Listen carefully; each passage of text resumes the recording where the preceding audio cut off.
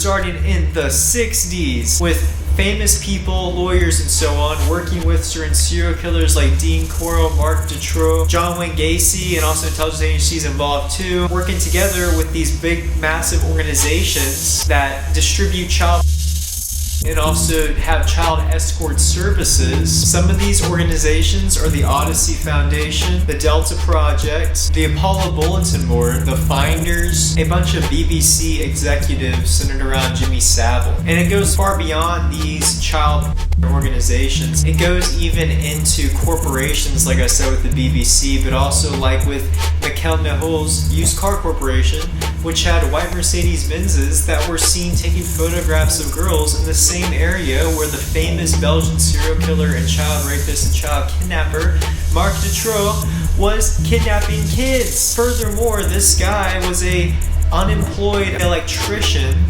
who somehow had multiple properties he could renovate and then take care of. How was bro making that money? Now, when you have extremely expensive cars going around taking photos of girls, and then you have girls disappearing in the same area that they're being taken photos of, one can easily deduce, especially knowing the fact that it's Mark Dutroux who's kidnapping these people and somehow has enough money to have all these different properties and all these different renovation projects and so on. One can logically deduce that, knowing that in this book it talks about snuff films going for $10K. It talks about kids getting sold, purchased. One can logically deduce that Mark Dutroux was kidnapping these kids after being signaled to which kids to kidnap, most likely child trafficking, especially knowing the fact that McKell-Nehul was actually connected to Mark Dutroux through a testimony of Dutroux himself and his wife and his closest accomplice. This CEO guy was known to hold extravagant sex parties where there were orgies, drugs, famous people, lawyers, what have you. The connection here isn't even really up to debate. Around the time of one of his victims' kidnappings, in August 1996, phone records actually showed